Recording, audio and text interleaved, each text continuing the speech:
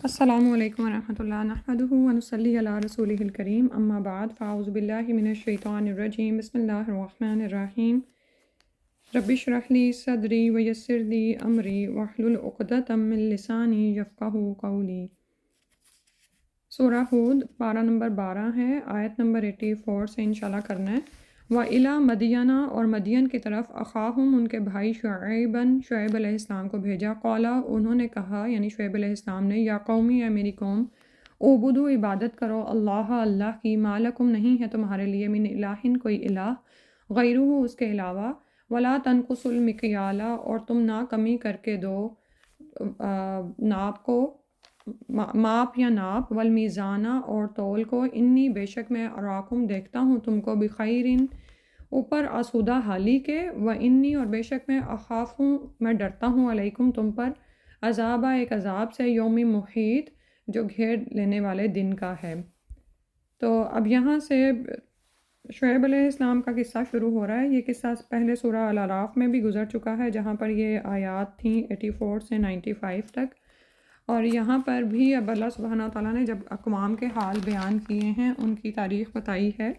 تو شعیب علیہ السلام کا قصہ اسی ترتیب سے اس کے بعد آ رہا ہے، جیسے اس سے پہلے ابھی لوط علیہ السلام کا گزرا ہے، اور اب شعیب علیہ السلام کا بتایا جا رہا ہے۔ تو شعیب علیہ السلام کو مدین کی طرف بھیجا گیا تھا، اور انہوں نے بھی اپنی قوم کو آ کر وہی توحید کا پیغام دیا کہ یا قومی عبدوا اللہ ما لکم من الہ غیرہ۔ اور اس میں بھی آپ یہ دیکھیں کہ ایک داعی حق کے لیے کہ دل میں اپنے لوگوں کے لیے خیر ہوتی ہے، تو ان کو کتنے پیار سے بلا رہے ہیں، یا قومی اے میری قوم، اللہ کی عبادت کرو، نہیں ہے تمہارے لیے اس کے علاوہ کوئی الہ، یعنی جو تم شرک میں مبتلا ہو اس سے باز آ جاؤ۔ اور شرک کے علاوہ ان میں ایک جو برائی پائی جاتی تھی، اخلاقی برائی، وہ یہ تھی کہ یہ ناپ اور تول میں کمی کرتے تھے، تو ان کو فرمایا کہ ناپ اور تول میں کمی نہ کرو، بے شک میں تم کو آسودہ حالی میں دیکھتا ہوں۔ خیر کا لفظ ہر طرح کی بھلائی اور آسودگی کے لیے آتا ہے نا، اور مال کے لیے بھی بولا جاتا ہے۔ تو یعنی اس وقت جو تم حاصل کر رہے ہو ناپ تول میں کمی کرنے کی وجہ سے، تو تم خود کو آسودہ حال سمجھتے ہو، اور تم سمجھتے ہو کہ یعنی کہ یہ تمہارے لیے بھلائیاں ہیں جو تمہیں دی جا رہی ہیں، لیکن اس کا جو انجام ہونے والا ہے تو میں ڈرتا ہوں، یعنی اللہ کی طرف سے جو مجھے علم دیا گیا ہے، میرا علم میں ہے کہ یہ جس آسودہ حالی میں تم پڑے ہوئے اور اس میں آگے سے آگے بڑھتے چلے جا رہے ہو، یہ دراصل ایک دن تمہیں ایک ایسے عذاب کی طرف لے جائے گی، ایک ایسے دن کی عذاب کی طرف جو تمہیں گھیر لے گا، ہر طرف سے گھیر لے گا۔ احاطہ کا مطلب یہی ہوتا ہے نا، جو احاطہ بھی ہم بناتے ہیں کہ گھیر لے گا، یعنی تم اس سے نکل نہیں سکو گے، کوئی تمہیں بچا نہیں سکے گا۔ اب یہاں پر جو لفظ آیا نا، تنقص المکیال والمیزان، تو یہاں پر یاد رکھیں کہ یہ دراصل حقوق کو پورا کرنے کے سینس میں ہے۔ حقوق اللہ میں کیا کمی کر رہے تھے؟ شرک کر رہے تھے، اور حقوق العباد میں ان کا ظلم کیا تھا کہ لوگوں کے ساتھ ظلم کرتے تھے، ان کو ان کے حقوق مکمل طور پر پورے کر کے نہیں دیتے تھے۔ اور یہاں پر اگر ہم اس کو حصی اور معنوی معنوں میں رکھیں، تو حصی معنوں میں تو یہ کہ جو بھی اشیاء جو دیکھی جا سکتی ہیں، محسوس کی جا سکتی ہیں، اس میں ڈنڈی مارتے تھے، ناپ تول میں کمی کرتے تھے۔ کچھ چیزیں ناپ کے دی جاتی ہیں اور کچھ تول کے دی جاتی ہیں، ٹھیک ہے، اور یعنی کچھ کے جو ہیں پیمانے بنے ہوئے ہوتے ہیں، اور کچھ اسی طرح آپ باقاعدہ مشین پر رکھ کر ان کو ویٹ کرتے ہیں۔ صحیح ہے، یہ سمجھ آ رہی ہے؟ دو چیزیں ہو گئیں۔ اور اسی طرح اگر معنوی اعتبار سے بھی دیکھیں تو دوسروں کو ان کے حقوق پورے نہ دینا، جو معاملہ ہماری پوری زندگی پر محیط ہے، یعنی اگر ہم یہ سوچیں کہ ہم کوئی کاروبار نہیں کر رہے، ہم چیزیں لوگوں کو گن کے نہیں دے رہے یا ناپ تول کے نہیں دے رہے، لیکن ہم ہر طرف سے حقوق میں گھرے ہوئے ہیں۔ آپ یہ دیکھیں کہ اگر انسان اس بات پر غور کرنا شروع کرے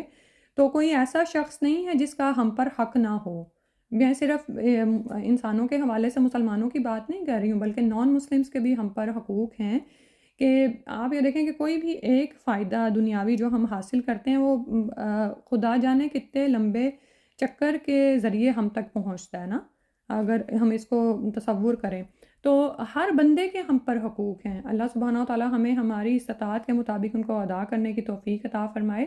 لیکن یہ ہم حقوق تبھی ادا کرنے کے قابل ہوتے ہیں جب ہم ان کا احساس رکھتے ہیں، ہم ان کا شعور رکھتے ہیں، ہماری سڑکیں صاف ہیں، ہماری جگہیں صاف ہیں، اور تو یعنی یہ سب کچھ کسی نہ کسی کے ذریعے سے ہم تک پہنچتا ہے نا، تو ان کے ہم پر کیا حقوق ہیں کہ ہم ان کے ساتھ بھلائی کے ساتھ بات کریں، اور ان کا بھی اسی طرح وہ خیال رکھیں کہ جیسے وہ رکھ رہے ہیں ہمارا، ٹھیک ہے۔ اور اسی طرح اگر آپ کسی جاب پلیس میں ہیں یا گھر پر ہیں یا جہاں پر بھی آپ پر جو بھی امانتیں، جو حقوق آپ پر نافذ ہوتے ہیں، ان کا پورا کرنا اس میں پایا جاتا ہے۔ اور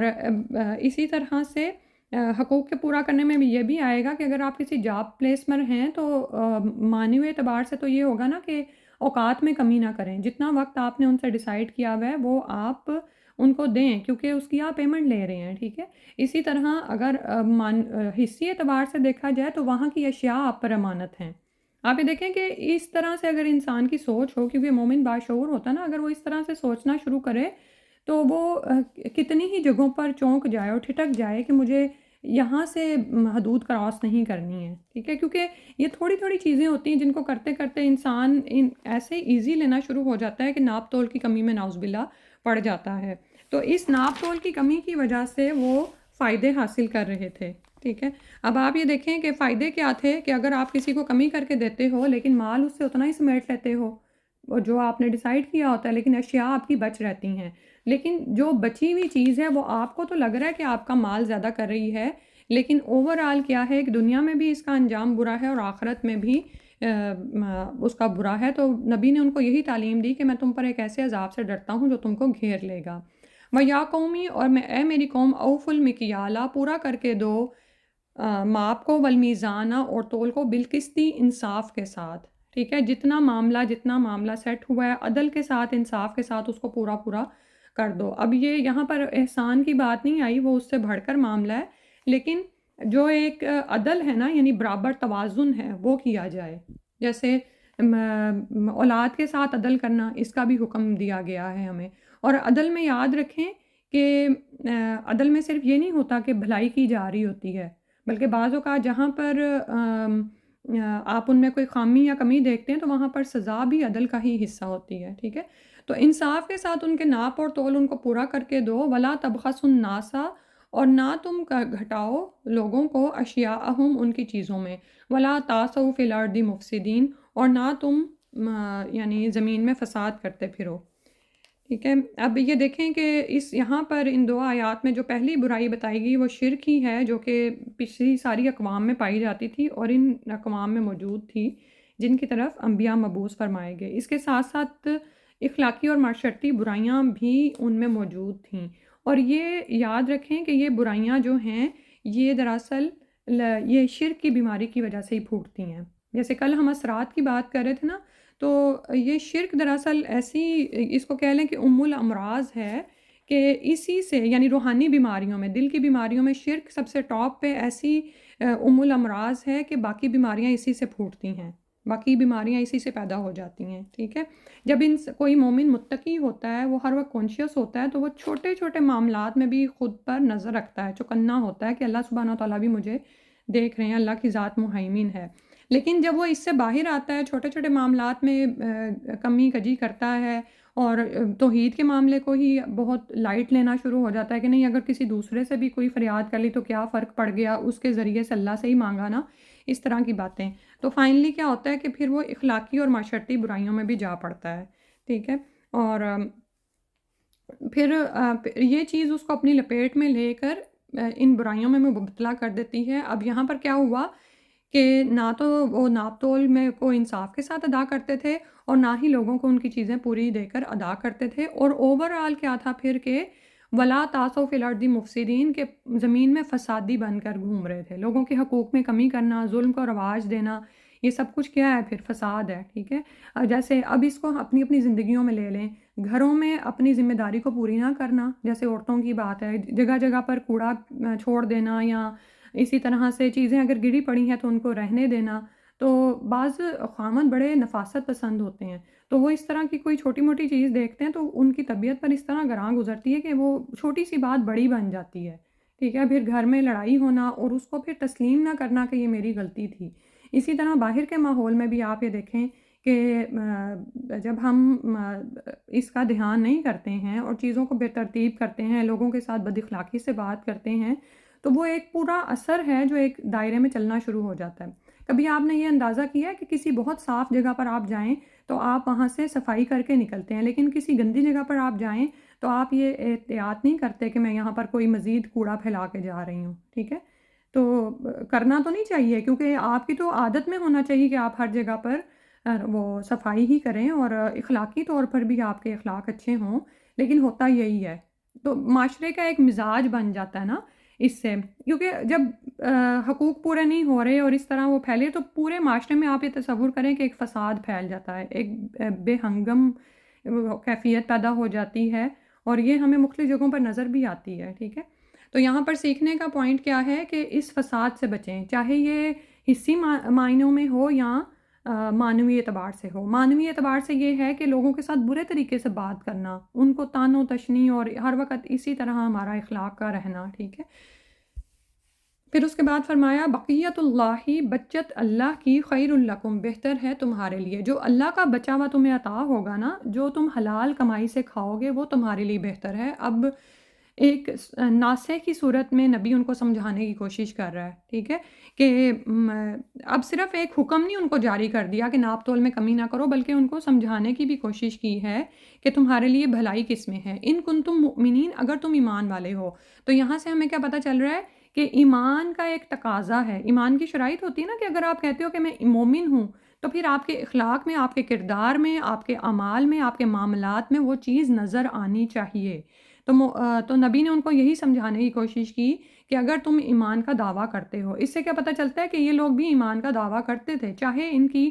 زندگیوں میں شرک تھا اور اخلاقی برائیاں بھی موجود تھیں۔ یہی حال ہمیں مکنز کی زندگی میں نظر آتی ہے نا، یا اہل کتاب بھی، یہود و نصارہ بھی تو یہی دعویٰ کرتے تھے کہ ہم بھلائی پر ہیں، اور نصارہ کہتے کہ ہم بھلائی پر ہیں۔ اسی طرح مشرکین مکہ بھی خود کو دین ابراہیمی پر کاربند سمجھتے تھے، اور جو تھوڑے بہت اچھے اعمال وہ کر رہے تھے، جیسے کعبہ کے متولی تھے، تو اس پر وہ بہت نازاں تھے اور خود کو ایمان والے ہی کہتے تھے، لیکن اس کے ساتھ ساتھ انہوں نے بہت ساری اور چیزوں کو اپنے اندر رواج دے رکھا تھا جو واضح طور پر شریعت کے خلاف تھیں، اور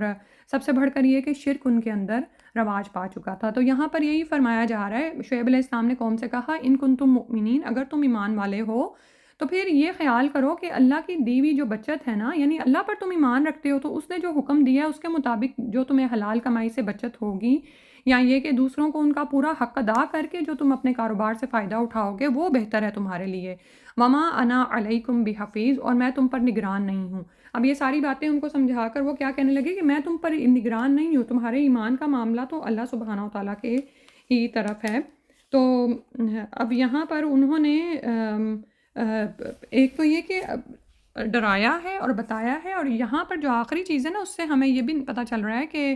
وہ لوگوں کو ان میں اللہ کا تقویٰ پیدا کر رہے ہیں کہ میں نے جو تمہیں بات بتانی تھی وہ تو بتا دی، لیکن اب میں تم پر نگران نہیں ہوں، اصل تو اللہ ہی نگران ہے۔ اور آغاز ہی دراصل توحید کی دعوت سے دیا ہے، اللہ کی معرفت سے دیا ہے، کیونکہ آپ یہ دیکھیں کہ اللہ کی معرفت، اس کا تقویٰ ہی ایسی چیز ہے جو تمام طرح کی روحانی اور اخلاقی بیماریوں کے لیے شفا کا حکم رکھتا ہے، ٹھیک ہے؟ اور جو بھی طرح کی بیماریاں ہوں اس میں سب سے پہلے انسان کو اللہ کی معرفت دی جائے، اور یہی چیز ہم نے لے کر آگے بڑھنا ہے کہ جب ہم ایک اصلاح کار کا کام کریں معاشرے میں، تو سب سے پہلے لوگوں کو اللہ کی معرفت دیں اور ان کو توحید کی طرف بلائیں، ٹھیک ہے؟ اب انشاءاللہ اس کو دوبارہ جوائن کر لیتے ہیں میٹنگ کو۔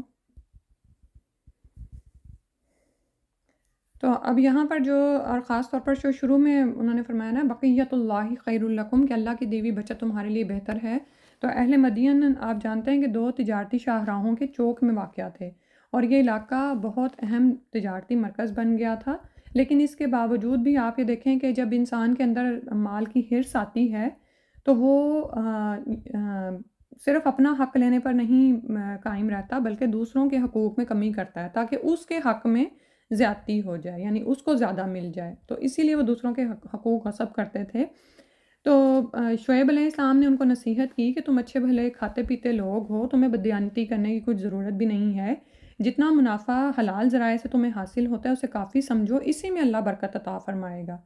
اب یہ باتیں جو ہیں ہمیں اپنے عمل میں شامل کرنی ہے، کیونکہ جوں جوں آگے ہم بڑھتے جا رہے ہیں اور دنیا میں باطل اشیاء کی کثرت ہوتی جا رہی ہے اور اشیاء کی بھرمار ہو گئی ہے، بہت زیادہ چیزیں ہیں، آپ یہ دیکھیں کہ گھر کے اندر ہی بہت زیادہ وہ ہو گیا نا، تو اس سے نکل کر اللہ سے جڑنا اور اللہ سے خاص تعلق پیدا کرنا اور اللہ تعالیٰ کے بتائے ہوئے احکامات پر عمل کرنا مشکل ہوتا جا رہا ہے نا، کیونکہ اب آگے سے آگے ہم بھی کیا چاہتے ہیں کہ ضروریات کے بعد آسائشات میں پڑ جائیں، ٹھیک؟ تو یہاں پر شعیب علیہ السلام جو بات فرما رہے ہیں ان سے کہ تمہیں جو حلال ذرائع سے بچت حاصل ہو رہی ہے اسی کو کافی سمجھو، اس میں اللہ تعالیٰ برکت عطا فرمائے گا، اور حقیقتاً یہی معاملہ ہوتا ہے۔ ہم بعض اوقات لالچ میں آ کر ڈالرز کی دھن میں ہم کیا کرتے ہیں کہ یعنی کہ نمبر آف ڈالرز پہ جاتے ہیں کہ میرے پاس یہ میں کر لوں گی، میں اگر نوکری کر لوں گی اور 2-4 لوگ گھر کے سبھی کام میں ہی لگے ہوئے ہوں گے تو ڈالرز ہمارے زیادہ ہو جائیں گے، یا یہ کہ ہم تھوڑا سا اگر حرام بھی آ جائے گا یا تھوڑی سی اس کی بھی ملاوٹ ہو جائے گی تو کیا فرق پڑتا ہے؟ نہیں فرق پڑتا ہے، وہ برکتیں ختم ہو جاتی ہیں، وہ خیر ختم ہو جاتی ہے گھر سے۔ تو ان باتوں کو یاد رکھنے کی ضرورت ہے۔ اور پھر یہ کہ یہ جو بات شعیب علیہ السلام نے فرمائی وما انا علیکم بحفیظ، کہ ہم ایک دوسرے پر نگران نہیں ہیں، کون کم تول رہا ہے، کون پورا تولتا ہے، یا کون حقوق میں ڈنڈی مارتا ہے، یہ اللہ سبحانہ و تعالیٰ ہی کے علم میں ہے۔ اللہ کا پیغام پہنچانا انبیاء کی ذمہ داری ہے، لیکن اس کے بعد وہ کیا کرتے ہیں، ان کے اعمال کیا ہیں، یہ اللہ سبحانہ و تعالیٰ ہی ان پر نگران ہیں۔ اب قوم کا جواب سنیے، کہنے لگے قالو، انہوں نے کہا یا شعیب، اے شعیب علیہ السلام، الصلاۃ کا، کیا تمہاری نماز، تأمرو کا حکم دیتی ہے تم کو، ان نترک، کہ ہم چھوڑ دیں، ما یعبدو، جس کی عبادت کرتے، آباؤنا، ہمارے آباء و اجداد، او ان نفعل، یا ہم کریں، فی اموالنا، اپنے مالوں میں، ما نشاء، جو ہم چاہیں، انکا، بے شک تو، لانتا، ضرور تو، الحلیم، بردبار، الرشید، سمجھ والا ہے۔ اب یہاں پر قوم کا جواب وہی ہے جیسے کوئی کسی کو نماز کا طعنہ دے، جیسے کیا ہوتا ہے کہ ابھی جیسے بتایا نا کہ مومنین کہتے تھے خود کو، تو ان سے کہا گیا تھا کہ اگر تم ایمان لائے ہو تو ہمارے ایمان کا تقاضا یہ ہے کہ تم اللہ تعالیٰ کے حکم کے مطابق جو حلال ذرائع سے حاصل ہوتا ہے اسی کو اچھا سمجھو۔ اب یہاں پر یہ شعیب علیہ السلام کو ان کی نماز کا طعنہ دینے لگے کہ تمہاری نماز کیا تمہیں یہ سکھاتی ہے کہ آج ہمیں تم وہ باتیں کرو جو یعنی کہ ہمارے آباء و اجداد کرتے رہے ہیں نا، یعنی ہم ان چیزوں کو چھوڑ دیں جن کی ہمارے آباء و اجداد عبادت کرتے ہیں، یا ہم اپنے مالوں میں اپنی مرضی سے تصرف نہ کریں۔ دیکھنے میں تو یہ باتیں بڑی وہ لگتی ہیں، بڑی ان کی فکس قسم کی دلیل لگتی ہے نا کہ ہاں بھئی ٹھیک تو کہہ رہے ہیں کہ جب شعیب علیہ السلام نمازی بھی ہیں اور وہ پرہیزگار تھے، متقی تھے، تو کیا تھا کہ وہ معاشرے میں جو چیزیں آلریڈی رواج پائی ہوئی تھیں اور وہ چل رہا تھا ایک نظام، تو وہ اس کے خلاف جا رہے تھے اور ان کو اس سے بچانے کی کوشش کر رہے تھے، ٹھیک ہے؟ یہ بالکل اب اس کو خود پر آپ لا کر سوچیں کہ آج آپ اٹھتے ہیں اور آپ اس دین پر عمل کرتے ہیں جو رسول اللہ صلی اللہ علیہ وسلم نے ہمارے لیے اتارا، اور اس میں سے آپ ساری بدعات کو مائنس کر دیتے ہیں، سارے اسراف کو، اور ساری وہ چیزیں جو کہ انسان کو ہلاکت کی گھاٹیوں کی طرف لے جانے والی ہیں، ٹھیک ہے؟ تو کیا ہوتا ہے، پھر لوگ آپ کو باتیں کرتے ہیں، آپ کو آپ کی نماز کے ہی طعنے دیے جاتے ہیں، کیونکہ ہم پہلے بھی سیکھ چکے ہیں نا کہ یہ جو ہماری ذاتی عبادات ہے نا، ہماری نماز، زکوٰۃ، یہ مذہب کا حصہ ہیں، لیکن اللہ سبحانہ و تعالیٰ نے تو اس دین کو اتارا کہ یہ پورے کا پورا تمہاری زندگیوں پر نافذ ہو جائے، وہ ہماری زندگیوں میں نہیں ہے، اسی لیے تو ہم مسلمان آج اس طرح سے شکست اور پسماندگی کا شکار ہیں دنیا کے خطے خطے میں، اور ہمارے اندر جو ہے یگانگت نہیں ہے، کیونکہ ہم نے دین کو صرف مذہب سمجھ لیا، اور ہم مذہب پر کار فرما ہیں، ہم نمازیں پڑھتے ہیں، ہم میں سے کتنے ہی ہیں جو کتنے سال میں یعنی زندگی میں کتنے حج کر لیتے ہیں، ہم نمازیں بھی ادا کرتے ہیں، ہم روزے رکھتے ہیں، آپ یہ دیکھیں کہ رمضان میں کیا کیا بہاریں ہوتی ہیں، لیکن دین ہماری زندگیوں میں نافذ نہیں ہے۔ جہاں پر ہمارے کوئی شادی بیاہ کا معاملہ آتا ہے، جہاں پر کوئی تقریبات کا معاملہ آتا ہے، یا زندگی میں چھوٹی چھوٹی سنتیں، وہاں پر دین نہیں ہے، تو کوئی ایک شخص جو کہ اصل دین پر قائم ہونے کی کوشش کرتا ہے تو ارد گرد کے لوگ اس کو یہی کہتے ہیں کہ تم تو اچھے بھلے نمازی تھے اور تم تو بڑے پرہیزگار تھے، تو تم ہم کن کاموں میں پڑ گئے، تم اب ہمیں ہمارے ان رسم و رواج سے روکتے ہو، دیکھو تو اس میں تو بھلائی ہی ہے، ہمارے آباء و اجداد کرتے رہے، اور اس میں ایسی کیا برائی ہے جو تمہیں نظر آ رہی ہے، ٹھیک ہے؟ اور اسی طرح سے کیا ہوتا ہے کہ جب ہم لوگوں کو روکتے ہیں کہ وہ حرام نہ کمائیں، تو وہ یا زیادہ نفع جو کہ حقیقتاً دوسرے کا حق مارنا ہے وہ نہ لیں، تو کیا ہوتا ہے، وہ کہتے ہیں یہ ہمارے ہی تو مال ہیں، ہم اس میں جس طرح سے چاہے تصرف کریں، اس میں ایسی کیا برائی ہے، ٹھیک ہے؟ تو یہ ان کی باتیں بڑی وہ لگ رہی ہیں نا، تو کہنے اوپر سے پھر ان کو ایک طرح کا تانا ہی دیا کہ تم تو بڑے بردبار اور بھلے مانس آدمی ہو، سمجھدار ہو، یہ جو حلیم الرشید ہے نا، اس کا مطلب ہے کہ یعنی تحمل والے ہو، وقار اور متانت ہے تمہارے اندر، اور بڑے تم سمجھدار اور تہذیب والے ہو، نیک چال چلن کے ہو۔ یہ دراصل ایک تنزیہ انداز ہے، ایک طرف ان کو نماز کا تانا دے رہے ہیں اور دوسرا ان کے اخلاق کا، کہ یہ سب کچھ تمہارے اندر ہے لیکن تم ہمیں ان چیزوں سے کیوں روک رہے ہو، ٹھیک ہے۔ تو اور اس میں پتہ کیا ہوتا ہے کہ بعض اوقات دوسرے کو آپ اخلاق کا تانا کیوں دے رہے ہوتے ہیں کہ آپ کے اپنے اندر وہ چیز نہیں ہوتی، تو آپ اس کو یعنی ایک طرح سے نیچا دکھانے کے لیے بھی یہ کرتے ہو، ٹھیک ہے۔ اور یہاں پر جو آ رہا ہے نا، ان نفعل فی اموالنا ما نشاء، کہ ہم اپنے مالوں میں جو چاہے تصرف کریں، تو یہ بھی انسان کے اندر ایک سوچ انسان شیطان ڈالتا ہے کہ جو تمہارا مال تمہیں دیا گیا ہے اس میں جس طرح سے تم چاہے اختیار کرو، کم ناپ تول کے دو تو یہ تمہارا اختیار ہے۔ تو وہ کیا ہے، وہ ہم انسان یہ بھول جاتا ہے کہ مال دیا ہوا اللہ کا ہے اور اس کو اللہ کے حکم کے مطابق خرچ کرنا ہے، ٹھیک ہے۔ یعنی وہی اللہ پر اور آخرت پر ایمان نہیں ہوتا نا، کیونکہ جیسے ابھی بتایا نا کہ شرک ہے نا جو انسان کو اس طرف لے کے جاتا ہے۔ جب آپ توحید میں ڈنڈی مارتے ہیں نا، کہ اس میں ملاوٹ کرتے ہیں شرک کی، تو اس کے بعد کیا ہوتا ہے کہ عام زندگی میں بھی آپ لوگوں کے حقوق میں ڈنڈی مارنے میں کوئی شرم محسوس نہیں کرتے، ٹھیک ہے۔ ان کو یہ تھا کہ ہمارا مال ہے، ہم چاہے اس کو کم کر کے دیں یا جس طرح بھی دیں، شعیب علیہ السلام کو اس سے کیا فرق پڑتا ہے۔ اور دوسرا، شعیب علیہ السلام ان کو کیا فرما رہے تھے، یعنی جو نافذ ہوتا ہے ہم پر بعد میں جب ہم دین میں آگے بڑھتے ہیں، کیا کہا گیا ہے کہ ہمارے مالوں میں سائل اور محروم کا حق ہے، اس کو وہ ادا کیا جائے نا۔ تو اس وقت بھی لوگ کیا کہتے ہیں کہ لو ہمارا مال ہے، ہم نے اپنی محنت سے کمایا ہے، تو تم کون ہوتے ہو ہمیں اس میں سے صدقہ کرنے کی ترغیب دینے والے، ٹھیک ہے۔ اس وقت بھی انسان کیا بھول جاتا ہے کہ مال دیا ہوا تو اللہ ہی کا ہے، یہ جو اس نے محنت کی ہے، اگر اللہ تعالیٰ نہ توفیق دیتے تو وہ اس قابل نہ ہوتا، ٹھیک ہے۔ تو اصل میں انسان کیا بھول رہا ہوتا ہے کہ ہم اس دنیا میں ایک امتحان میں ہیں، ہمیں جو بھی نعمتیں دی گئی ہیں یا جو منافع بھی ہم حاصل کرتے ہیں اس میں غربا کے لیے حصہ رکھ کے ہماری آزمائش کی جا رہی ہوتی ہے، لیکن یہ بات ان کو سمجھ نہیں آتی۔ تو اس کے برعکس وہ جو دلیل دیتے ہیں کہ جو منافع ہم نے حاصل کیا اپنی محنت سے، اپنی مال کے بلبوتے پر، ہم اس میں سے دوسروں کو کیوں دیں، ٹھیک۔ تو دیکھنے میں ان کی دلیل بڑی وہ لگ رہی ہے نا، اور ایک دنیا دار کے لیے تو بڑی اچھی دلیل ہے کہ ہاں بھائی ہمارا مال ہے، ہم جس طرح چاہے اس میں تصرف کریں اور اس کے بعد لوگوں کو اس میں سے صدقہ کریں یا نہ کریں۔ تو اب آگے شعیب علیہ السلام نے فرمایا، قولا، انہوں نے کہا، یا قومی، اے میری قوم، ارأیتم، کیا دیکھتے ہو تم، ان کنتم، اگر ہوں میں، علی بینۃ، اوپر ایک روشن دلیل کے، من ربی، اپنے رب کی طرف سے، ورزقنی، اور اس نے مجھے رزق دیا، منہ، اس میں سے، رزقا حسنا، ایک اچھا رزق، وما اریدو، اور نہیں میں چاہتا، ان اخالفکم، کہ میں مخالفت کروں تمہاری، الی، طرف اس کے، ما، جو، انہاکم، مجھے میں روکا گیا ہوں، انہو، اس سے، ان اریدو، نہیں میں چاہتا ہوں، سوری، ان اخالفکم، کہ میں خلاف کروں اس کے، طرف اس کے جس سے میں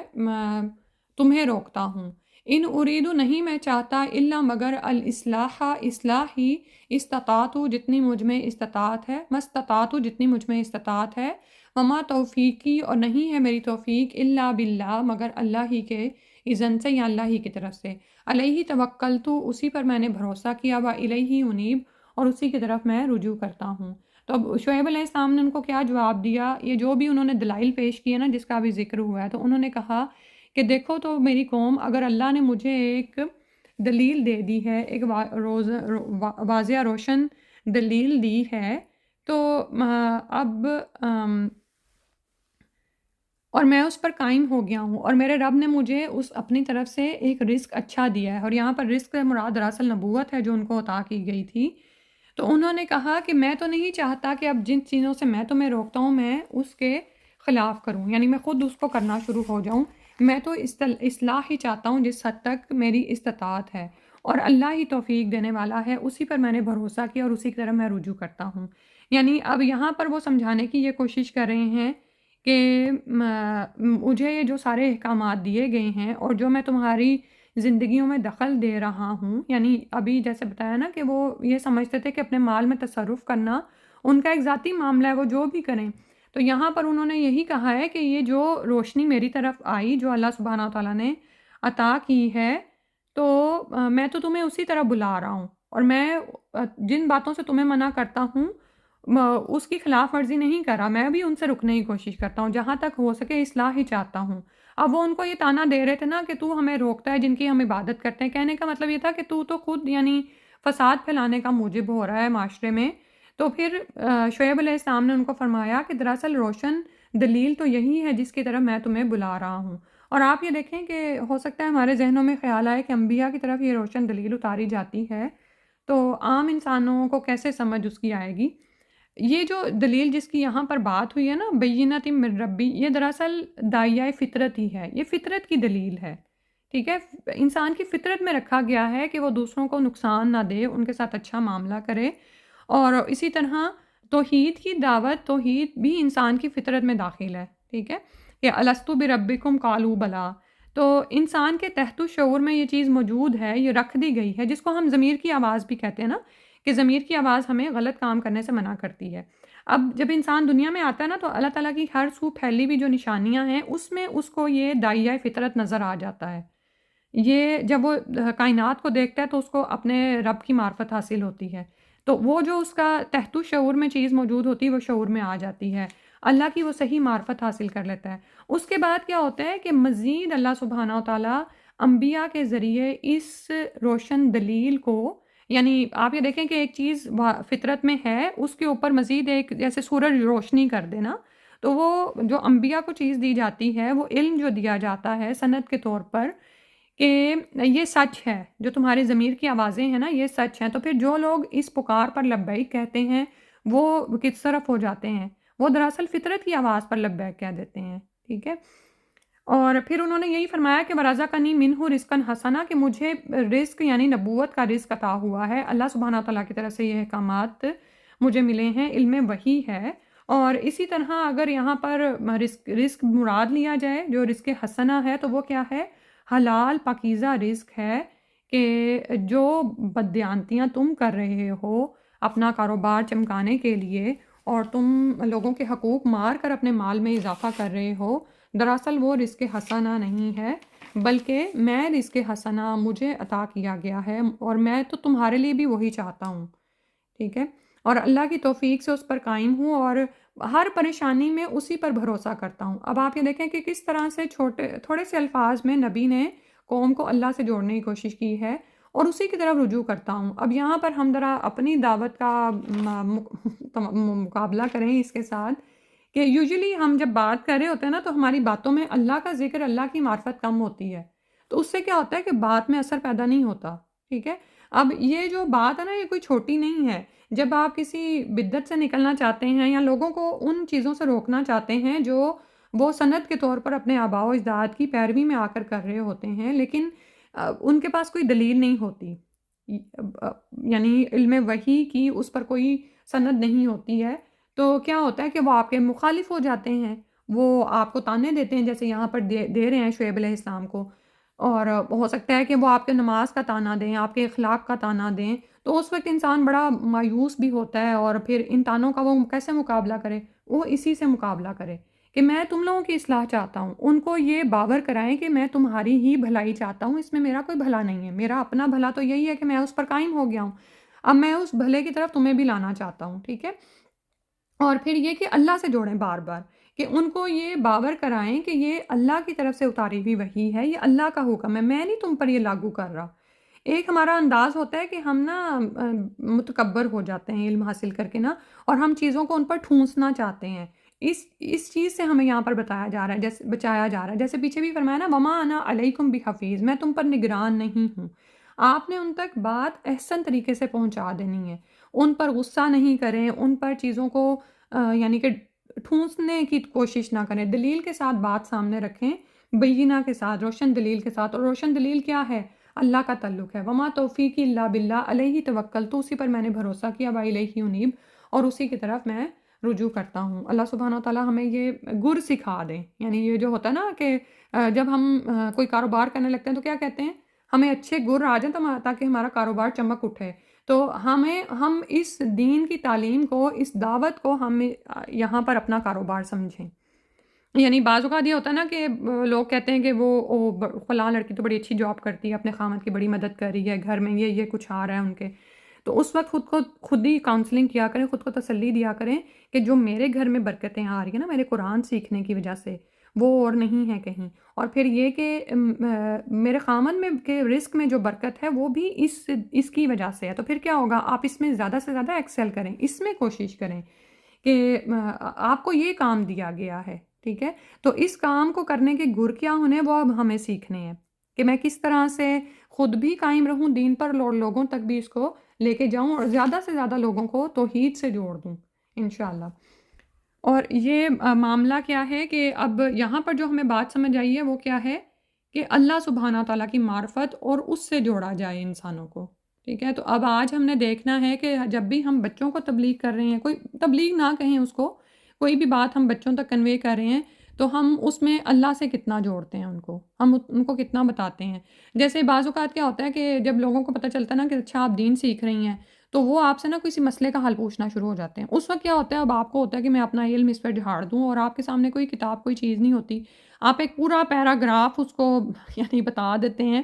لیکن اس میں کوئی اللہ رسول کا ذکر نہیں ہوتا. اس سے زیادہ اچھی بات کیا ہے کہ آپ کے پاس موبائل ہے، آپ اگر کوئی مسئلہ وہ پوچھتا ہے یا کوئی کہتا ہے تو آپ کہیں ٹھہرے میں نے یہاں پہ یہ تھوڑا سا پڑھا تھا، میں وہ آپ کو اتنا سا بتا دیتی ہوں، کوئی آیت بتا دیں اس کو، کوئی حدیث بتا دیں. تو یعنی پھر لوگوں کو یہ اثر ہوتا ہے کہ ہاں بھئی اس نے قرآن اور حدیث سے پڑھ کے سنایا ہے مجھے. ٹھیک ہے، اور یہاں پر میں وہ فقہی مسائل کی نہیں بات کری، ان میں تو نہ آپ پڑھا کریں. جو لوگ آپ سمجھتے ہیں نا کہ آپ دین سیکھ رہی ہیں اور اب آپ ان کے مسائل کا حل ان کو بتا دیں گی، یہ بات نہیں میں کہہ رہی، بلکہ یہ کہ زندگی میں اور بے شمار ہماری روحانی مسائل اتنے زیادہ ہیں، اور وہ کس وجہ سے ہوتے ہیں، اللہ سے اور قرآن سے دوری کی وجہ سے. تو پھر جب جب کوئی عورت ایسا کوئی مسئلہ آپ کے سامنے پیش کرے اور آپ اس کو بتائیں نا کہ قرآن کی اس آیت نے میری زندگی پر یہ اثر ڈالا اور میں اللہ سے اس طرح جڑی، تو کیا ہوتا ہے، یہ بات اس پر زیادہ اثر کرتی ہے انشاءاللہ. علیہ توکلت و الیہ انیب، اور اسی کی طرف میں رجوع کرتی ہوں. آپ ایسے بتا سکتے ہیں کہ مجھ پر اب زندگی میں جو بھی مسئلہ آتا ہے میں اللہ سے پہلے مانگتی ہوں، اور میں نے اللہ سے یعنی پایا بھی ہے الحمدللہ، اللہ سبحانہ وتعالیٰ عطا بھی کرتے ہیں. پھر اگلی آیت میں فرمایا یا قومی، اور اے میری قوم، لا یجرمنکم، نہ تمہیں آمادہ کرے شقاقی میری ضد، ان یہ کہ یصیبکم کہ پہنچے تم کو، مثلو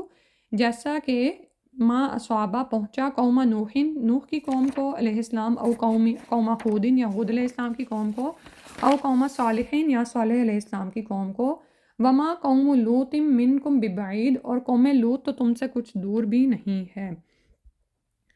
اب انہوں نے اپنی قوم کو کہا کہ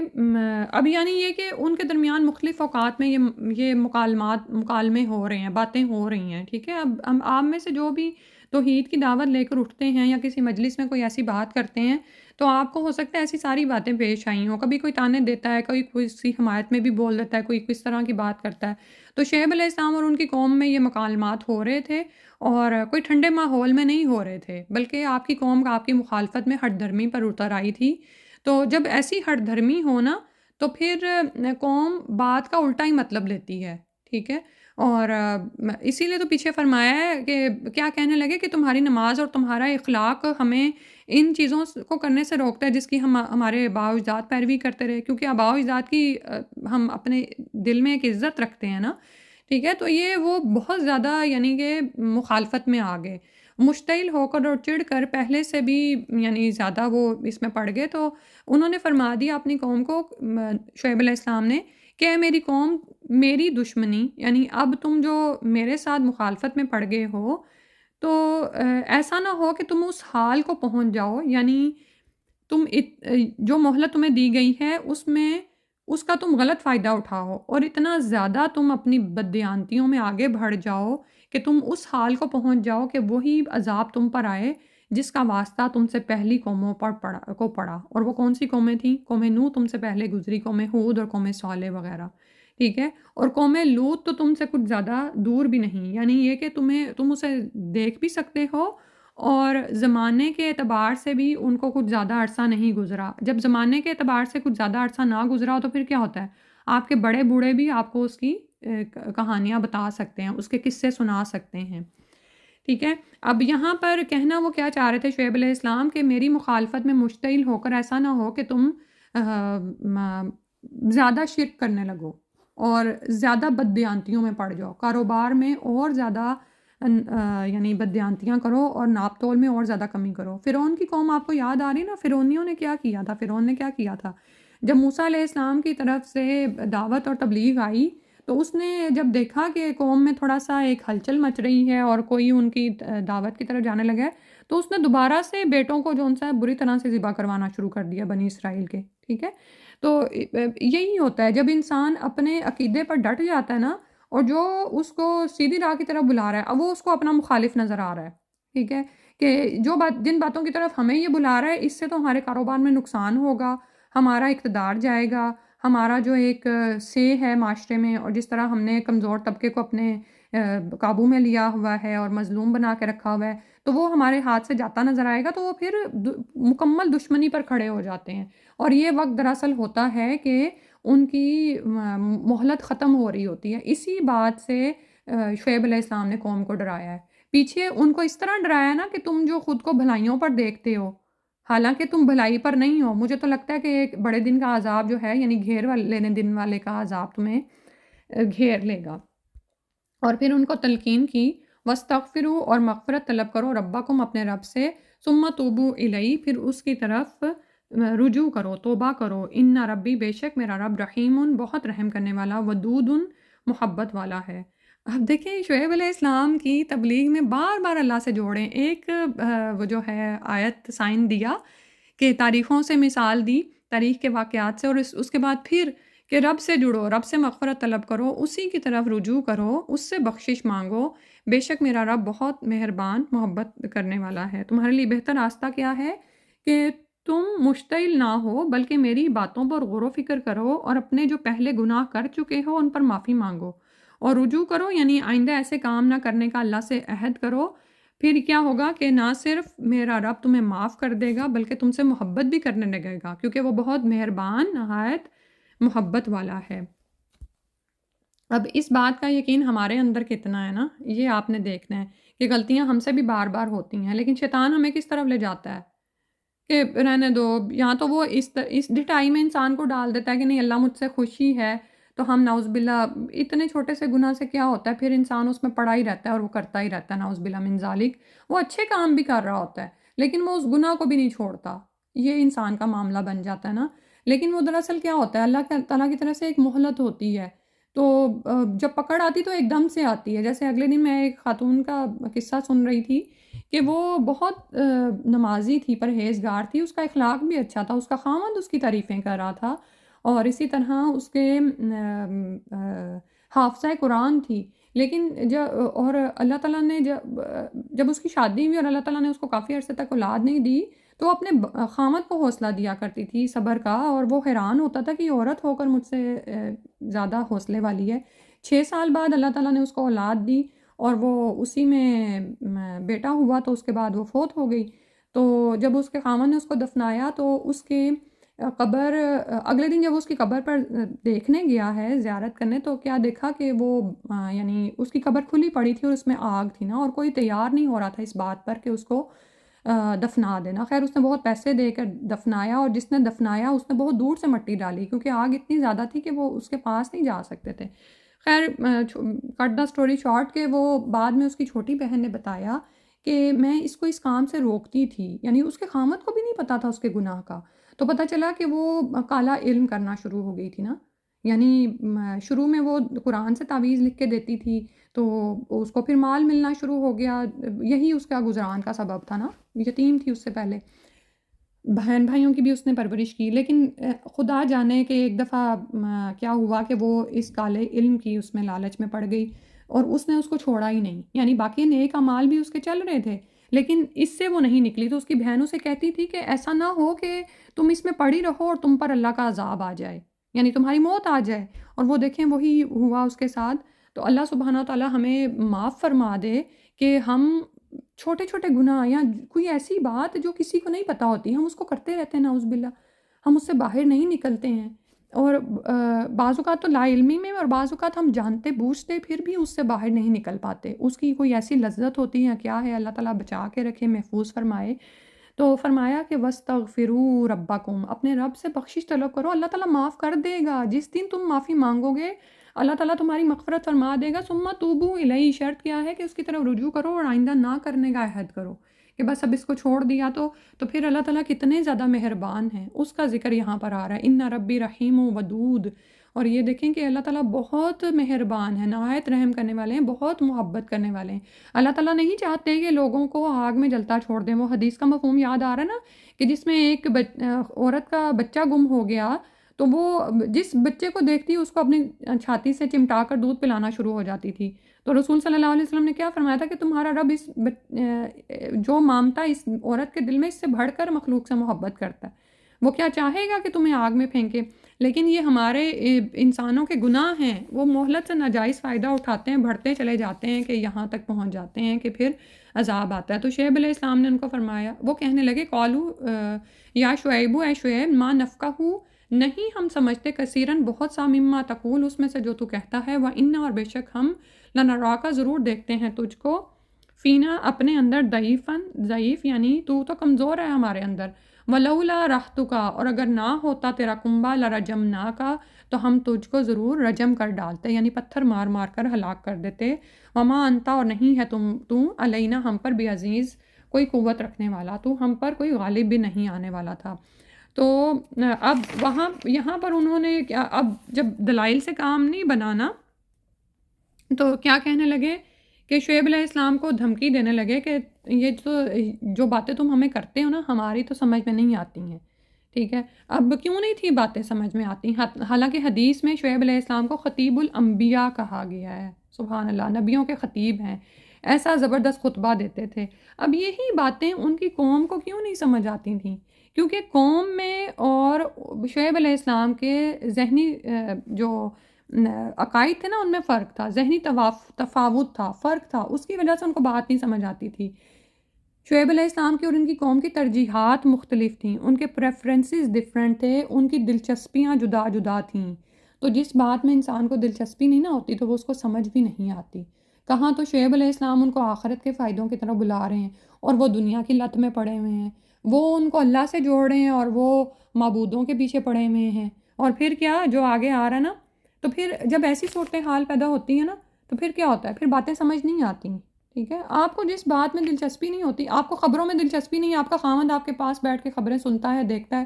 آپ کو نہیں سمجھ آتی وہ کیا سن رہا ہے اور کیا آپ کی دلچسپی نہیں ہے۔ آپ کو کس میں دلچسپی ہے؟ عورتوں کو یوزلی کس میں ہوتی ہے؟ فیشن میں یا ڈریسز میں، وہ آپ کو بڑی باتیں سمجھ آتی ہیں، ٹھیک ہے؟ اسی طرح بعض اوقات کچھ مرد ہیں گاڑیوں کی باتیں کر رہے ہوتے ہیں، ہر طرح کے اس کے پرزوں کی اور کیا کیا، لیکن ہم عورتوں کو نہیں سمجھ آتی۔ تو یہ دراصل دلچسپیاں ہوتی ہیں۔ تو قوم کی دلچسپی نہیں تھی آخرت کے فائدوں میں، اللہ سے ان کا وہ تعلق ہی نہیں تھا، تو وہ ان کو کہنے لگے ہمیں تو تیری باتیں نہیں سمجھ آتی۔ اور دوسری بات ان کو کیا ایک طرح کی دھمکی دے رہے ہیں کہ بے شک ہم تو تجھے اپنے اندر کمزور دیکھتے ہیں، یہ جو تیرا کنبا قبیلہ ہے نا، یہ نہ ہوتا تو ہم ضرور تجھے رجم کر دیتے اور تیرا ہم پر کوئی غلبہ بھی نہیں ہے۔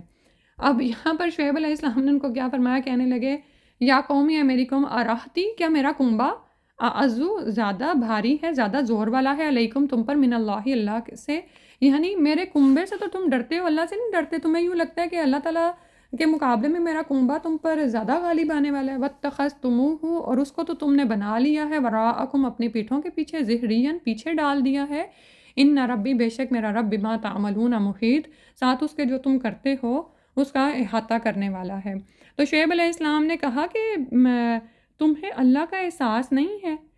اللہ کے مقابلے میں تم میری برادری کے دباؤ کا لحاظ کر رہے ہو کہ تم مجھے سنسار کرنے سے رکے ہوئے ہو،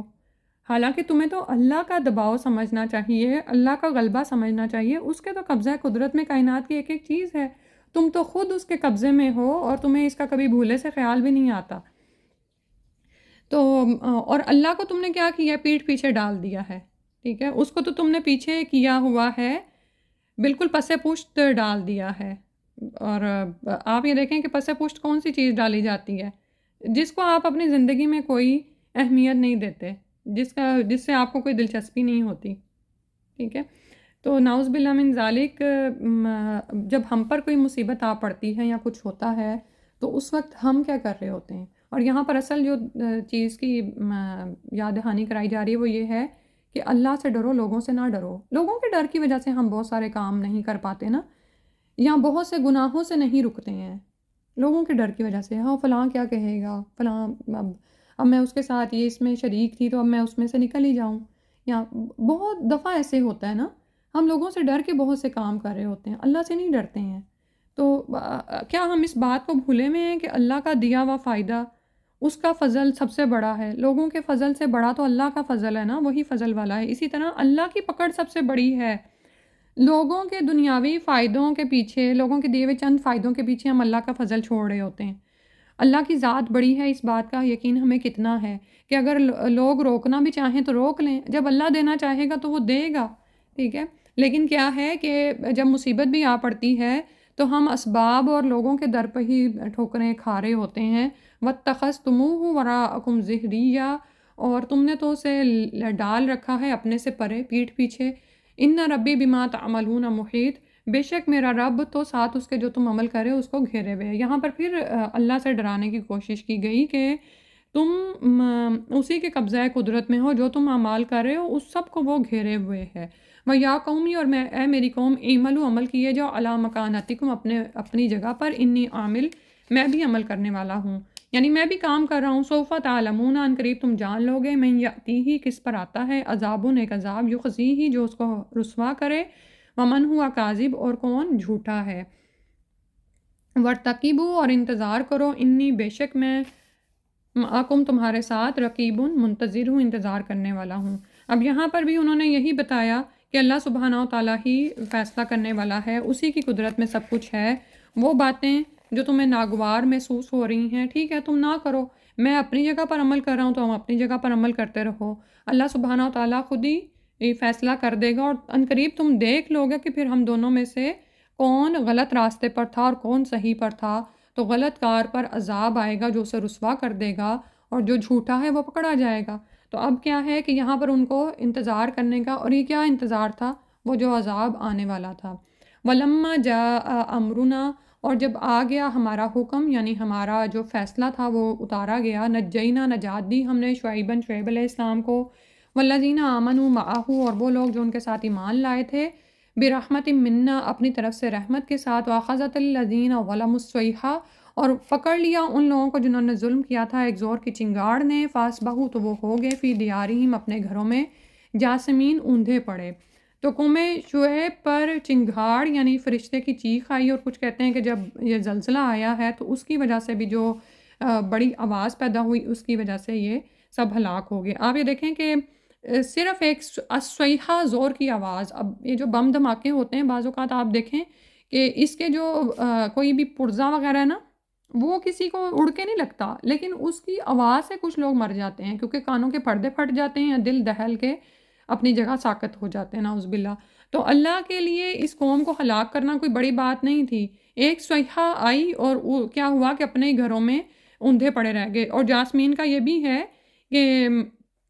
جیسے یہاں پر تو فرشتے کی چیخ سے ہلاک ہونے کا ذکر آیا ہے نا، کہ ایک بڑی چیخ آئی تھی، سورہ اعراف میں زلزلے کا ذکر ہوا ہے، تو یہ بھی کہا جاتا ہے کہ زلزلہ آیا تو زور کی آواز بھی پیدا ہوئی، تو یہ اپنے گھروں سے نکل کر دوڑے۔ ہوتا ہے نا ایسے رات کے وقت، نعوذ باللہ، اگر کبھی زلزلہ آ جائے اور ایک آدھا اٹھ جائے ہم میں سے، باقیوں کو بھی جگا دیتا ہے، تو پھر انسان کیا کرتا ہے؟ فوراً گھر سے نکلنے کی کوشش کرتا ہے۔ تو کہتے ہیں اسی طرح نکل رہے تھے تو وہیں پر ہلاکت ہوئی، گھٹنوں کے بل وہیں پہ اوندھے کے اوندھے پڑے رہ گئے۔ اور سورۃ الشعراء میں آپ پڑھیں گے کہ عذاب یوم الذلہ کا ذکر ہے، یعنی عذاب کے بادل صاحبان کی طرح ان پر محیط ہو گئے تھے، یعنی اس قوم پر تینوں قسم کا عذاب آیا۔ قرآن نے یہاں اس مقام پر اس کا ذکر کیا، مختلف مقامات پر جس طرح کی بات چل رہی ہوتی ہے اسی طرح کا عذاب کا ذکر فرمایا ہے، ٹھیک ہے۔ کیونکہ یہاں پر اب کیونکہ آپ کو شاید میں نے پہلے بتایا کہ عذاب کی نا عمل کے ساتھ مماثلت ہوتی ہے۔ اب یہاں پر کیا مکالمہ کیے جا رہے ہیں نا، بحث مباحثہ چل رہا ہے، شعیب تیری نماز، تیرا اخلاق تجھے یہ کہتا ہے، تم یہ کرتے ہو۔ تو شعیب علیہ السلام ان کو کیا بار بار پیار محبت کے ساتھ سمجھا رہے ہیں، اے میری قوم، اللہ کی طرف آؤ، استغفار کرو، لیکن وہ پھر بھی وہی کہے جا رہے ہیں۔ اور آخر میں بات کہاں پر ختم ہو رہی ہے کہ تیری ہمیں باتیں نہیں سمجھ آتی، اور اگر تیرے برادری کا ہمیں خوف نہ ہوتا تو ہم تو تجھے رجم ہی کر ڈالتے، تو ہم پر کوئی طاقت نہیں رکھتا۔ تو اللہ تعالیٰ نے دیکھیں ان کی باتوں کے جواب میں، اب کوئی آپ کے ساتھ ایسے بحث مباحثہ کر رہا ہو اور آپ حق پر ہوں تو کیسے دل کٹتا ہے نا، اور کیسے آپ یعنی آپ چاہتے ہیں کہ یہ بند ہو جائے، یہ بس کر دے، یہ سمجھ جائے بات کو۔ تو اللہ نے اس کے مقابل ایک ہی چیخ تھی جبرائیل علیہ السلام کی، اور وہ وہیں پر ہلاک ہو گئے۔ وہ جو شعیب علیہ السلام کو سکسار کرنے کی دھمکی دے رہی تھی، تو سخت قسم کے جگر خراش عذاب یعنی چنگھاڑ کی وجہ سے ہلاک ہو گئے۔ اور اللہ سبحانہ و تعالیٰ نے، اور پھر یہ وہ قوم ہے جس نے اپنے لیے عذاب مانگا بھی تھا، جیسے باقی اقوام کے بارے میں ہم نے پڑھا نا، تو انہوں نے شعیب علیہ السلام سے کہا تھا اگر تم سچے ہو تو ہم پر آسمان کا کوئی ٹکڑا گرا دو۔ تو اسی مناسبت سے سورہ شعراء میں عذاب کے بادلوں کا ذکر فرمایا ہے۔ تو ہر مقام پر عذاب کی مختلف جو بھی کیفیت تھی اس کا ذکر آیا ہے۔ اللہ اکبر، اللہ سبحانہ تعالیٰ ایسے حال سے بچائے۔ کَأَلَّمْ یغنوا فیہا، گویا کہ وہ اس میں بسے ہی نہ تھے۔ اللہ خبردار ہو، بعدل دوری ہے، لمدینہ مدین کے لیے، کما جیسا کہ بعیدت دوری ہوئی سمود کے لیے۔ تو کس طرح سے ان پر ہلاکت آئی۔ اور دیکھیں آپ قرآن کا جو انداز ہے نا تاریخ کے موضوعات کو، وہ عبرت کے لیے بیان کرتا ہے۔ اور آپ یہ دیکھیں کہ آج تاریخ میں انبیاء کے واقعات تو ملتے ہی نہیں ہیں، مختلف طرح کے سائنسدانوں کے اور فلاں اور مختلف لوگوں کے واقعات تو آپ کو ملیں گے، لیکن انبیاء کے واقعات کی مختلف طرح کی یعنی ان قوموں کے پر آنے والے عذابوں کی مختلف طرح کی توجیحات دے دی جاتی ہیں، اور معاملات کو ایسے بیان کیا جاتا ہے کہ انسان ان سے عبرت نہیں پکڑتا۔ تو قرآن سے ہی انسان عبرت پکڑے گا، کیونکہ قرآن کا اصل موضوع کیا ہے کہ انسان کی اصلاح ہو جائے۔ تو تعلیم کے نام پر جو ہمیں تاریخ بھی سکھائی جاتی ہے نا قرآن میں، اس سے بھی کیا مطلوب ہوتا ہے کہ انسان کی اصلاح ہو جائے، لیکن جو ہم تاریخ ہمارے بچے پڑھتے ہیں یا پڑھائی جاتی ہے مختلف جگہوں پر، وہاں پر کیا ہے کہ وہ دراصل ایسی توجیحات دی جاتی ہیں کہ انسان اللہ سے نہیں جڑتا، ان عذابوں کی کوئی نہ کوئی توجیح پیش کر دی جاتی ہے، اور انسان یعنی انسان کو مگن نہیں رکھا جاتا ہے اس کی دنیا میں۔ ٹھیک ہے، آپ نے یہ نوٹس کیا ہوگا۔ اعوذ باللہ من الشیطان الرجیم۔ اچھا بس اب یہ دیکھیں کہ میں صرف یہ کمپیریزن دینا چاہ رہی تھی کہ جو تعلیم ہمارے بچے حاصل کر رہے ہیں اس میں یعنی کس طرح سے ان کو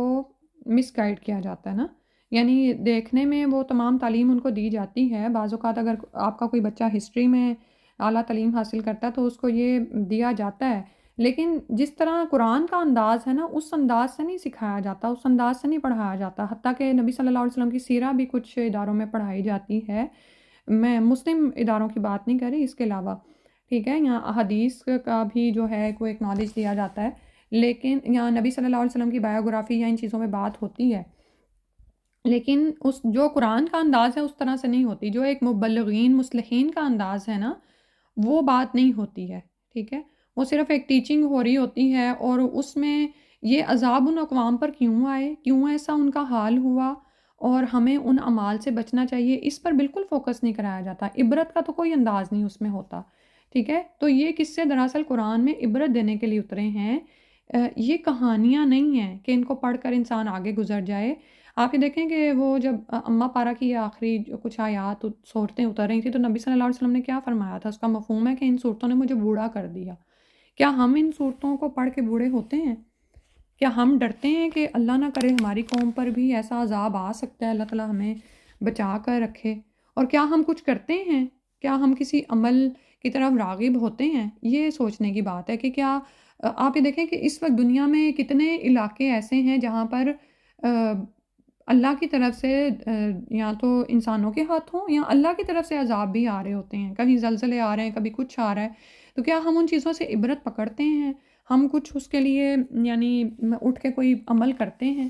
کہ لوگوں کو بچائیں، خود بھی بچیں، اور زیادہ سے زیادہ اللہ کی طرف راغب ہو جائیں؟ جیسے یہاں پر اس سبق میں ہمیں کیا پیغام دیا گیا ہے؟ اللہ کی طرف رغبت کرنے کا نا۔ تو کیا ہم قنوت نازلہ پڑھ رہے ہیں آج کل؟ کیا ہم نوافل کی ادائیگی کر رہے ہیں؟ زیادہ سے زیادہ توبہ استغفار کر رہے ہیں؟ کیا ہم ملکوں کی تاریخ کو اس طرح پڑھتے ہیں کہ ہم ان سے عبرت حاصل کریں؟ ٹھیک ہے، یا صرف ہم بحث مباحثے اور تبصروں میں پڑے ہوئے ہیں؟ آپ یہ دیکھیں کہ ابھی یہاں پر تبصروں کا ذکر جو ہوا ہے، اللہ رحم فرما دے، تو یہی ہمارا جو ہے نا پوائنٹ ہے کہ جب ہم یہ چاہتے ہیں کہ ہمارے بچے دنیاوی تعلیم حاصل کریں، میں اپنی بات کروں، میں اس کے خلاف نہیں ہوں کہ ہمارے بچے یونیورسٹیز، کالجز اور یہاں پر جائیں اور تعلیم حاصل کریں، لیکن ان کی اورینٹیشنز نہ خراب ہوں، اور اس بات پر چیک پیرنٹس نے رکھنا ہے کہ بچہ وہاں پر جا کر کیا بے دین ہو رہا ہے، آخرت سے غافل ہو رہا ہے، اللہ سے غافل ہو رہا ہے، وہ تعلیم کو صرف علم سمجھ کے لیے جا رہا ہے اور اس کے اندر کوئی تبدیلی نہیں آ رہی، کوئی اس کا عمل ہی نہیں بدل رہا، تو پھر کیا فائدہ ہے اتنا مال لگانے کا؟ کیا صرف ایک خاص ڈگری حاصل کر کے ایک کیریئر حاصل کرنا ہے ہم نے؟ ٹھیک ہے، یہ سوچنے والی بات ہے۔ اور خاص طور پر وہ لوگ جو صرف علم حاصل کرنے کی دھن میں آگے سے آگے چلتے چلے جاتے ہیں، تو اللہ سبحانہ و تعالیٰ ایسے علم سے بچائے جو اللہ کی معرفت ہی نہ دے، اور جو تھوڑی بہت ہوتی ہے وہ بھی ختم کرا دے، نعوذ باللہ۔ تو اور بہت مشکل ہے آپ کا جو بچہ کالج یا یونیورسٹی میں جاتا ہے، الا یہ کہ وہ خود بہت ثابت قدم ہو، مومن ہو، اور الحمدللہ ہیں ایسے بہت سارے، لیکن اوور آل جو اکثریت ہے وہ اس کا کیا حال ہے؟ ایک جو اوور آل ایک امیج ہے یونیورسٹیز کا، کالجز کا، اور وہاں پہ جا کے بچے بدلتے ہیں، ہر ماں کہتی ہے یہ۔ تو اللہ سبحانہ و تعالیٰ اس چیز سے محفوظ فرمائے اور ہمیں اصل دین کی طرف اس پر آنے کی توفیق عطا فرما دے، اصل دین سے جڑنے کی، اور اس کو ہم تعلیم کے طور پر سیکھیں پہلے، اس سے ہم گائیڈڈ ہوں، پھر ہماری اورینٹیشنز ہی اور ہو جائیں گی۔ پھر جب ہم دنیا کا بھی علم حاصل کریں گے نا، تو پھر ہم بدلیں گے نہیں، ہمارا بلکہ ایمان اور مضبوط ہوتا چلا جائے گا کہ ہاں اللہ نے یہی باتیں تو بتائی ہیں قرآن میں کہ یہ لوگ یہ کریں گے، اس طرح کریں گے، لیکن مجھے ان کاموں میں نہیں پڑنا انشاءاللہ۔ ان آیات کی تلاوت سن لیتے ہیں۔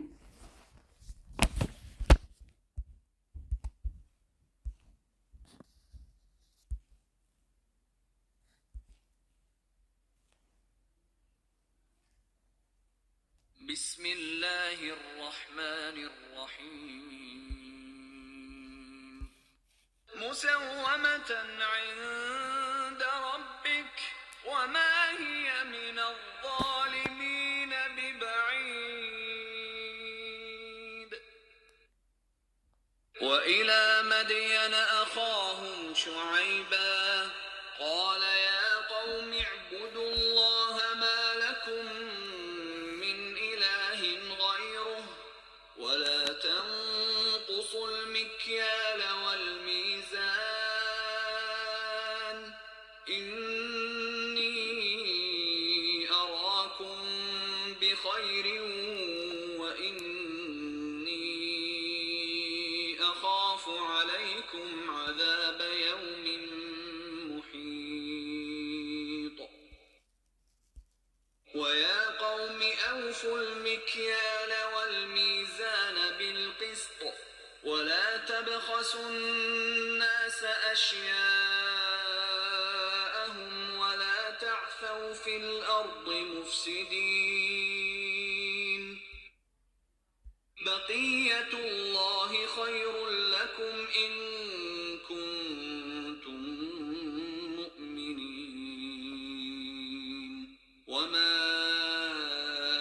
أنا عليكم بحفيظ قالوا يا شعيب أصلاتك تأمرك أن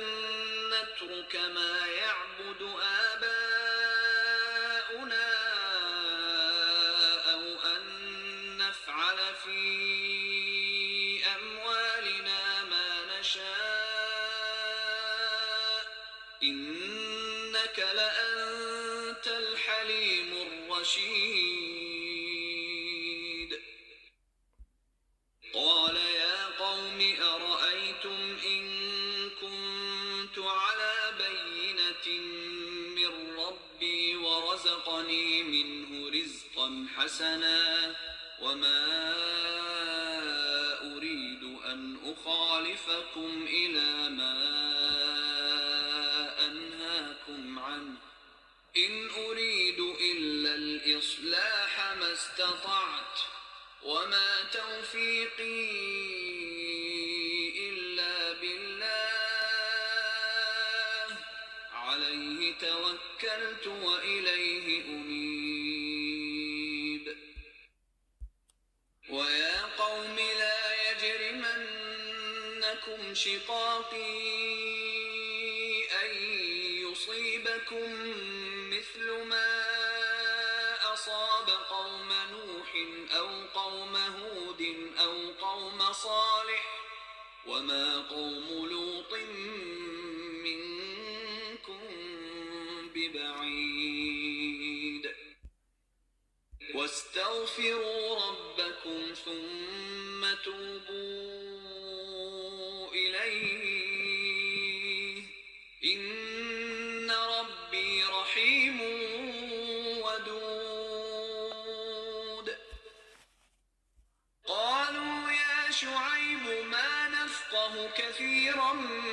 مما تقول وإنا لنراك فينا ضعيفا ولولا رهطك لرجمناك وما أنت علينا بعزيز قال يا قوم أرهطي أعز عليكم من الله واتخذتموه وراءكم ظهريا إن ربي بما تعملون محيط ويا قوم اعملوا على مكانتكم إني عامل سوف تعلمون من يأتيه عذاب يخزيه ومن هو كاذب وارتقبوا إني معكم رقيب ولما جاء أمرنا نجينا شعيبا والذين آمنوا معه برحمة منا وأخذت الذين ظلموا الصيحة فأصبحوا في ديارهم جاثمين كأن لم يغنوا فيها ألا بعدا لمدين كما بعدت ثمود ولقد سبحانك اللهم وبحمدك نشهد أن لا إله إلا أنت نستغفرك ونتوب إليك. السلام علیکم ورحمۃ اللہ.